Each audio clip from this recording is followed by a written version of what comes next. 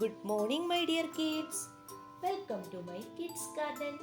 എൻ്റെ എല്ലാ കുഞ്ഞു കൂട്ടുകാർക്കും സുഖമാണെന്ന് വിശ്വസിക്കുന്നു. നമുക്കിന്ന് പുതിയൊരു അക്ഷരം പഠിച്ചാലോ? കഴിഞ്ഞ ക്ലാസ്സിൽ നമ്മൾ പഠിച്ചു നിർത്തിയിരുന്നത് ഏതക്ഷരമായിരുന്നു?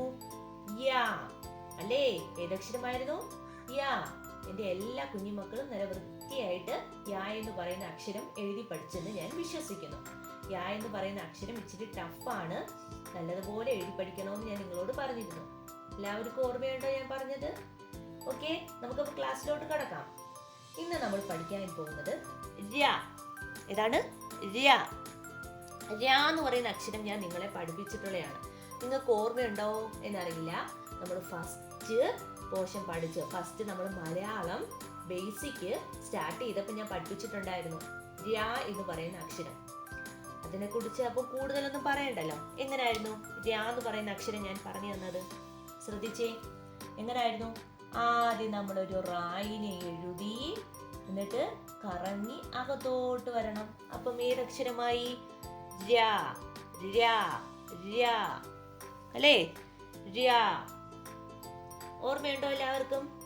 ര എന്ന് പറയുന്ന അക്ഷരം ഞാൻ പഠിപ്പിച്ചത് എങ്ങനെയായിരുന്നു? സിമ്പിൾ അല്ലായിരുന്നു? ബേസിക് പഠിപ്പിച്ചപ്പോൾ ഞാൻ പറഞ്ഞു തന്നതാ.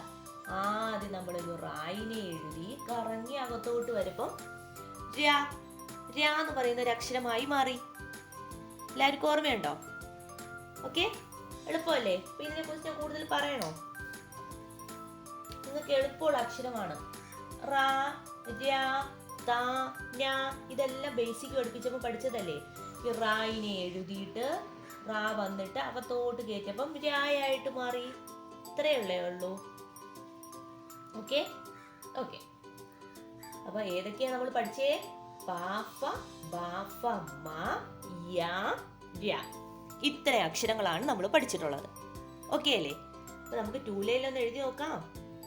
ഞാനിപ്പം ആദ്യം മുതൽ എഴുതാത്തേന്ന് പറഞ്ഞാൽ നിങ്ങൾക്ക് ര എന്ന് പറയുന്ന അക്ഷരത്തിനെ കുറിച്ച് കൂടുതലൊന്നും പറയാനില്ല. അത് ബേസിക് നമ്മൾ പഠിച്ചപ്പോൾ പഠിച്ചതാണ്.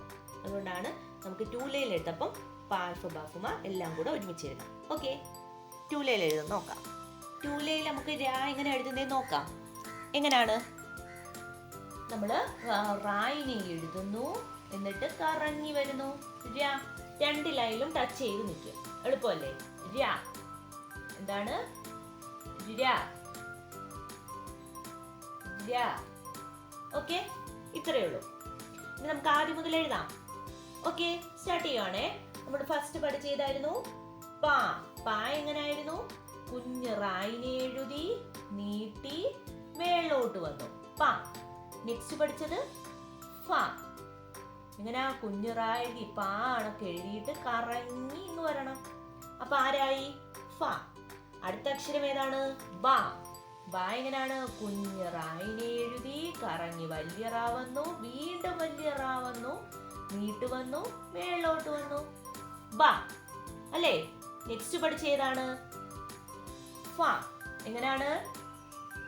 ഇങ്ങനെ വന്നു, മൂന്നിനെ തിരിച്ചിതാക്കണം. അപ്പൊ ആരായി? ഫ. അടുത്ത ഏതാണ്?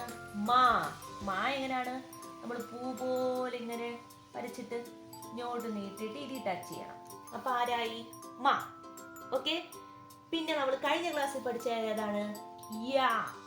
യാ എങ്ങനെ? കുഞ്ഞ് റാ വന്നു, കറങ്ങി വന്നു, ഫസ്റ്റ് സ്റ്റാർട്ട് ചെയ്തിൽ ടച്ച് ചെയ്തു, മേലോട്ട് വന്നു. യാ.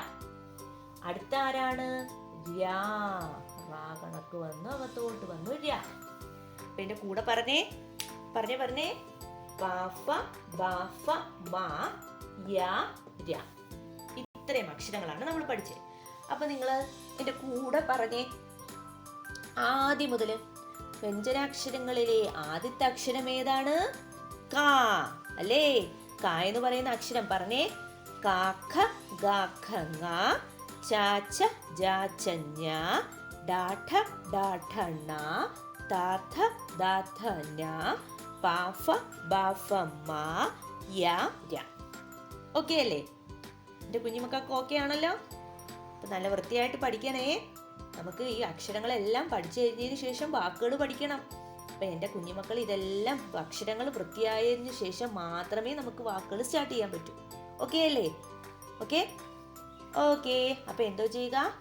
എല്ലാവരും നല്ല വൃത്തിയായിട്ടും കാ മുതൽ രാ വരെ ഞാൻ പഠിപ്പിച്ചിട്ടുള്ളത് എഴുതി പഠിക്കണേ, റിവൈസ് ചെയ്യണേ. ഓക്കെ, അപ്പോൾ ഇന്നത്തെ ക്ലാസ് ഇത്രയേ ഉള്ളൂ. എല്ലാവർക്കും എൻ്റെ വീഡിയോ ഇഷ്ടപ്പെട്ടെന്ന് കരുതുന്നു. നിങ്ങൾക്ക് ഈ വീഡിയോ ഇഷ്ടപ്പെട്ടെങ്കിൽ ലൈക്ക് ചെയ്യുക, ഷെയർ ചെയ്യുക, സബ്സ്ക്രൈബ് ചെയ്യുക. Okay, bye, thank U.